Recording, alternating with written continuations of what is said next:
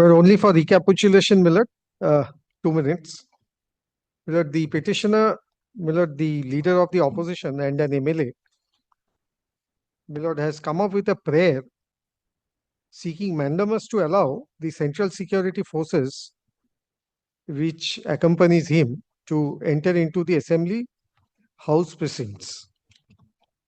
Now, this is the fundamental prayer. Along with that, the ancillary prayers are to ensure protection, etc., etc. Those I don't think, Millard, are that important. The fundamental question is, Millard, whether, Millard, a Z plus category protectee can be accompanied by the Central Security Forces, Millard, within the Assembly House precincts. Yes. Now, Millard, if your Lordship recollects, Millard, on the last occasion, Millard, I had placed a few portion of my affidavit in opposition to demonstrate that what is the procedure or practice, if I may use the expression practice would be, Millard, a better suited expression, in regard to security arrangement, Millard, in the Parliament. But I had, Millard, placed a few portions from, Millard, my affidavit in opposition. If your Lordship may kindly just have a relook to that.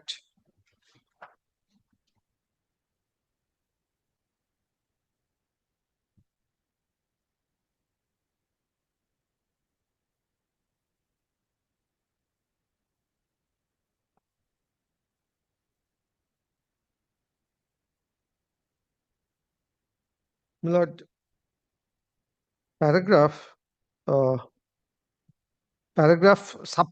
F, Millard, at page 6.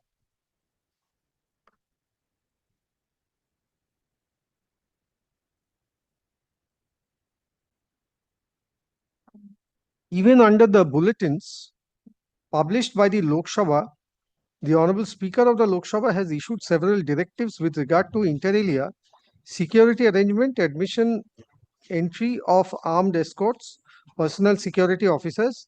The same reveals that insofar as the Indian Parliament is concerned, the Parliamentary Security Service under the Honorable Speaker has absolute discretion and has not permitted escorts with arms or personal security officers of members within the Parliament House estate, and such people are required to peel off from the vehicles at the respective iron gates itself.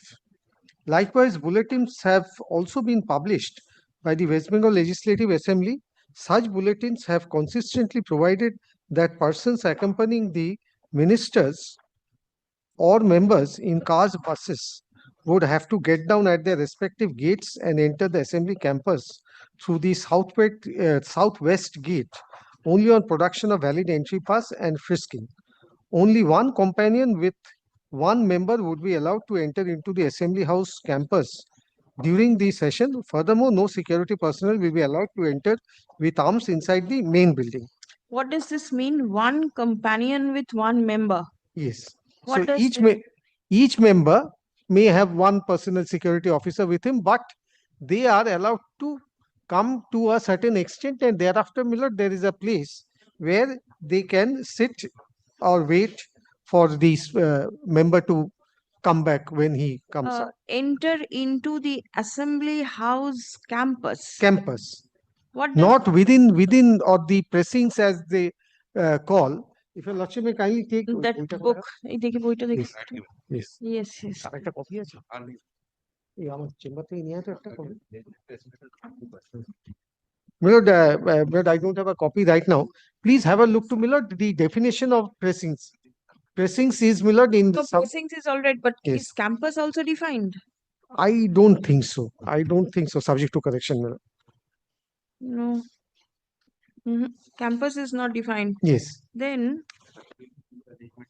how will you distinguish? Campus, you permit somebody to enter into the campus, and the companion, will the companion mean a CRPF personnel also, But any security, but one security, that is their choice. It can be a state security officer. or a It may central be a central security. security officer. So that way you do not have a problem. No, But no, no, then we if it's don't. We campus, but then don't have a campus, problem. I think that by the word campus, they mean Millard immediately outside the building, but within the boundaries, outer boundaries of the assembly house. how will you say so? You want to take the book? No, Check it. I'll get it. Please give me a minute. All I'll right. get it. Then.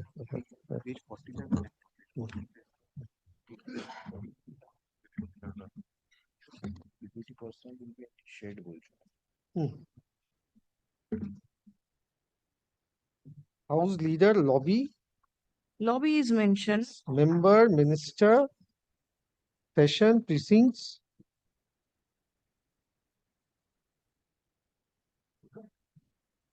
I think it will be within precincts. Please take Miller. The definition of precincts of the house means and includes legislative building and the grounds surrounding it enclosed within the iron railings. Possibly the ground surrounding it would be the campus.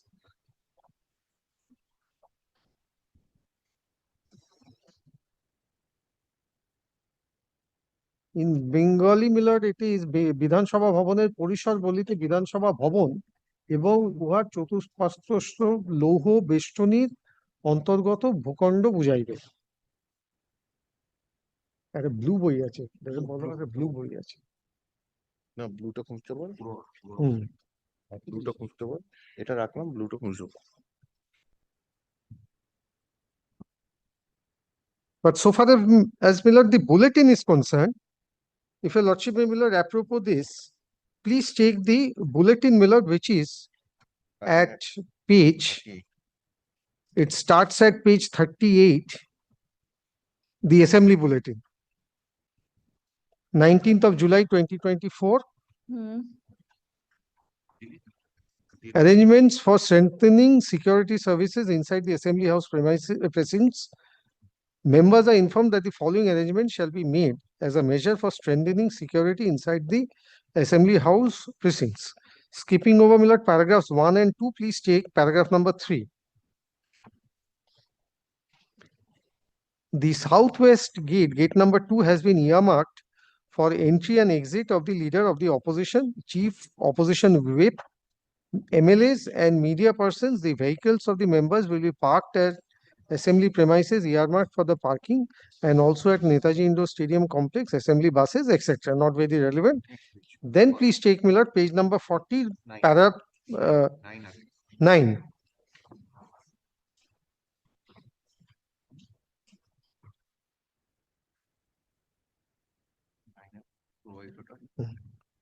Persons accompanying the minister and members in cars, buses will get down at the northwest gate and southwest gate respectively and enter the assembly campus through the southwest gate only on production of valid entry pass and after frisking and observing other formalities. This is what you have mentioned in the Yes, government yes. also, right? What exactly will the campus But mean over enter, here? it says enter the assembly campus through the southwest gate. So once you It means cross the the, precincts only, yes, yes. the outer iron gate. Yes. After you enter the or cross the gates, the It is the campus campus starts. starts. Yes. Then only one companion with one member will be allowed to enter the assembly house campus during this session. Then Millard, we can skip over paras 10, 11 and 12. Then 13. A temporary shed made outside assembly house premises in between gate numbers 2 and 3 have been earmarked for all security personnel, including personal security officers of ministers and members. No security personnel will be allowed to enter with arms inside the main building. This is Millard. So, according to me, are Millard the relevant portions for adjudication of this present proceeding. Now, so far as the Parliament is concerned, please have a look to Millard, page number 27. It starts at page 26. Please take page number 27.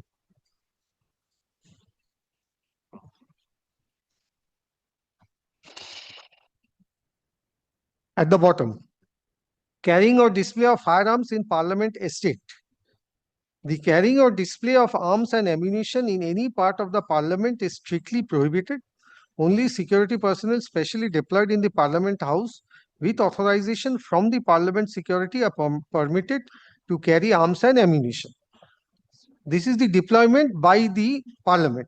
Then, Millard, at page 28, please take number 46. Stoppage of entry of armed escorts, PSO, coming to Parliament House Estate, consequent to the decision of the General Purposes Committee of the Rajya Sabha and meeting of the Honorable Speaker with the leaders of the parties and groups in Lok Sabha, armed escorts, PSO, of Honorable Ministers, Honorable Members would not be permitted inside the Parliament House Estate. They may peel off from the vehicle at the respective iron gates itself. So over there it is the iron gate. Here you Over permit here them it is inside, but inside not within the main building. house. Yes, main building, Yes. without arms.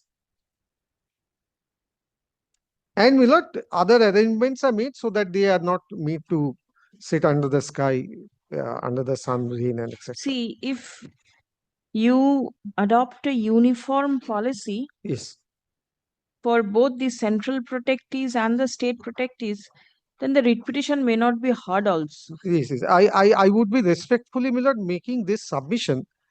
I don't think the grievance is that my security officers are left at the large, whereas the state securities are given a Jamayado. Nothing of that sort. This is exactly the allegation. No. Had Okay. this not been the allegation, the court would not have entertained Yes, the writ now petition. in that case, let us see what are the pleadings. Kindly have a look to the pleadings. Millard, the pleadings are that some incident had happened on a particular day. One of the MLAs came rushing towards the writ petitioner.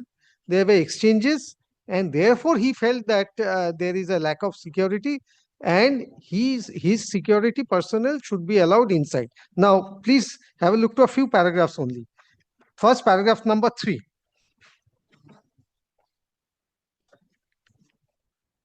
The petitioner states that there are two petitioners, that on 24th of July 2024, when the petitioner number 1 was leaving the assembly house from his chamber at the assembly house, when suddenly at the lobby of the assembly building, the petitioner number 1 was attacked and attempted to be assaulted by so-and-so, who happens to be so-and-so and from the ruling party. Accordingly, the petitioner number 1 complained of such incident to the respondent number 1, that is the speaker, bringing to light the fact that such untoward incident has transpired due to decision of the respondent number 1 not to allow the security cover of the petitioner and other MLAs as provided by the central government from entering the assembly compound. Such is despite the security provided by the state government to the members of the treasury benches being allowed a free access to any part of the assembly compound. It is to be noted that so-and-so is a repeat offender and tried to assault the petitioner and other MLAs of the opposition on the floor, etc. Then skipping over paragraph number 5, please take paragraph number 6. Petitioner states that the respondent number 1 with a notification of 6th May 21 restricted the entry of officials of the Central Security Forces inside the Assembly House precincts. Then the petitioner states that Sri Mihir Goswami from so-and-so belonging to so-and-so with a correspondence dated so-and-so requested the respondent number 1 to allow entry of officials of the Central Security Forces inside the Assembly House precincts. Then para 8, the petitioner states that the security personnel deployed by the state government to protect MLAs from the treasury are allowed entry inside the assembly house precincts without any demur, and only security cover deployed for the opposition MLAs have been selectively debarred. That the petitioner submit that the security cover has been provided to the MLAs of the opposition in the 17th so-and-so on the ground of threat perception, and after the incident that transpired on so-and-so, and that too on the petitioner number 1, who happened to be the leader of the opposition of the house, having the same status as a cabinet minister and being a Z category protectee of the union government, it is imperative that the security personnel of the Central Security Forces are allowed entry into the assembly house precincts. Paragraph number 9 is very important. in regard to Millard assertion of a right. Then Millard violation of Article 14, etc. Millard, it goes on. I don't. Please come to page number 25. That is Yes. the order of the speaker, which is under challenge. Yes. Para 25. Yes. Page 25. Yeah, I'm sorry, page 25. In view of the untoward incident that took place in the porch of the assembly on so-and-so, the entry of the officials of the so-and-so inside the assembly house precincts. Inside. Inside the assembly house pressings. Pressing starts Which, from the Millard, iron gate. but here, Millard, it is, they can remain within the area where, Millard, the other security personnel stays. If page 25, the word central is taken out, it includes security forces, means central state everybody. Right. Then there is no Article 14 violation or everything. Yes. Why is this particular word Now, Millard, we have dealt central? with it. We have dealt with it. Now, please have a look to Millard. Paragraph, before going to Millard, my affidavit in opposition, please take para 10 of the writ petition. Yes. Why Article 14 violation alleged? The petitioner submit that the action of the respondent number 3 is in palpable violation of Article 14, since on the one hand, the entry of security forces have been restricted, whereas the security personnel of the state protectees are being allowed entry without any RTA of the state restriction. This is the Article 14 violation. Whether he can allege or not, I'll come to that later on. But please take, Millard, my affidavit in opposition.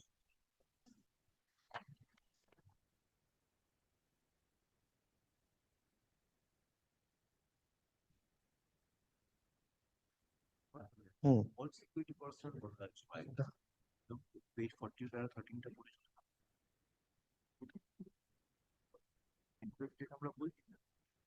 Millard, if your lordship may kindly take me paragraph number 6 of my affidavit in opposition. 6 you read out just now. No, 6 of the AO of my affidavit in opposition. Yes. With reference to paragraphs 3 and 4 of the petition 7 except so and so. It is denied that in untoward incident, please skip over that, made about 7-8 lines from the top. It is further denied that the security provided by the state government to the members of the treasury are allowed free access to any part of the assembly compound as alleged or at all. Insofar as the complaint is concerned, the same has been duly looked into by the speaker and was placed before the house for discussion by members. With regard to whether Sri Tapan Chatterjee allegedly attacked or sought to assault the petitioner. This the court is not concerned. Yes. Who has attacked whom? The court is not concerned. Rightly so. Now please take, Millard, the next paragraph, para 7, 4th line. The security personnel of the petitioner number 1 had on earlier occasion been involved in unsavory incident. This led to prohibition of entry of central security personnel inside the precincts of the assembly. Such prohibition took place on and from 6th May 21. There has been no allegations with regard to any breach of security or apprehension or lack of security of any member of the house at any subsequent point of time.